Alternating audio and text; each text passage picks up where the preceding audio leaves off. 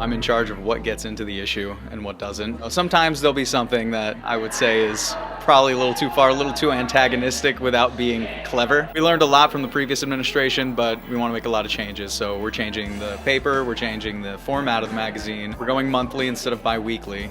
We already know that the Independent and the Statesman have hard news and breaking news down pat. That shouldn't be our area of expertise. What I do is I decide what to put into the budget and decide what's important. I started after somebody came to talk to us little ones in the journalism department about the different departments and the options that we have at Stony Brook. And I came down and I saw the office and I instantly knew that this is where I wanted to work. The office itself just has a lot of character already, and the fact that just everybody around made me feel extremely welcome. It was really easy to just kind of get down, settle into a role, and get right to work. In the press, we cover a little more harsher, cruder things, or we cover things in a cruder, harsher way.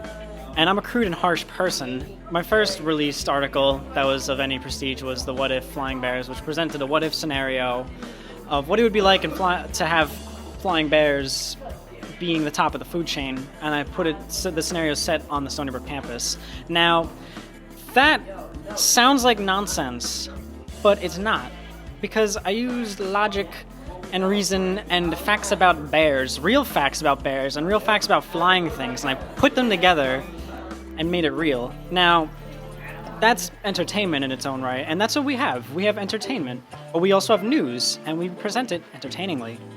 Mostly I look for stories or people to do profiles and in-depth things, such as the strength club that we have on campus. They were doing a whole thing on women in strength training, and so that was pretty cool because I was able to talk to a bunch of those people about what they actually do in their club and actually show that to everyone on campus within Stony Brook Press. My job is to look after kind of the arts and entertainment sections, where we have a few columns where people can write about issues that they like or that they don't like. We also have comic book reviews, movie reviews, music reviews. Then we have what we call nostalgia goggles, which is when we feature something that was really popular in the past. So for example, we did hit clips. Do you remember those? For example, we're probably going to do something with Saved by the Bell or with Pulp Fiction because it's the Pulp Fiction 20th anniversary now. So I basically look after all of the culturally relevant things. I cover football games and basketball games, interview players and coaches after the games. During football season right now, I go to the field, I take pictures during the start of the game, sometimes at halftime. When I watch a football game, I look for that one defining play and the entire contest. Like that one play that changes the dynamics of the game, that one sack or that one big run. When you really look or get into the game, you can always see how the momentum changes just from one play happening. It's always a game of inches. Basically, my job title is kind of to direct the artists of the press and kind of hand out jobs like, oh, make a graphic for this, work on this. But we don't really have anyone that does art right now, so that's like majority of, not majority, but a large portion of the people we're looking for, artists, designers, anyone that likes to draw, just, artsy people. Help us out with stuff. Oh, I just transferred to Stony Brook last fall, but my good friend Beatrice, who is not here, she was sitting over there before, she worked for the press. She was the culture director, and she showed me a couple of the issues, and I was looking at the graphics, and some of them were good, but some of them I felt were they were lacking a little bit. And I transferred from New Paltz. I was doing graphic design there, and I switched to health science, so the press was kind of my niche that I fell into, that I could be artsy and comfortable in an environment, look at the wall. They're fun people, so I fit in right away. I am Minister of the Archives. The A goes back to the 80s, probably before that. That place is it's a wreck. But it won't be because now they got you. I'm saying, you better tell somebody. My friends are here. This is a really cool place. This is more than just a paper where we come here, talk about story ideas, and then we just leave and do our thing. Coming here is like having a clubhouse on campus. I'm the associate editor.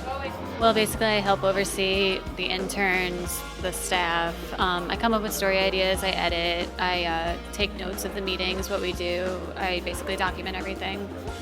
I am the opinion editor here. What I like to do is I like to find individuals who feel like very outspoken about certain things, whether it be on campus or just issues that are social issues that happen to pertain to their life here, and they can offer like a particular experience or a particular outlook. For instance, we had a very good piece last year from a student who was disabled, talking about like how he would prefer to be treated by other students, and it was just a very interesting kind of piece of insight. And a lot of the classes, they're very niche classes, and you don't get to express yourself and your desires, and that's what you really get to do here. We've got a great energy here. It kind of has to do with the freedom of press. You can write whatever you want, fashion, culture. I mean, we have comics, like, it's awesome. Articles about flying bears, eating people. Yeah, why not? Anything you want to write about, we're down for. Come on down to our meetings. We have weekly meetings every campus lifetime, and then online we have the svpress.com.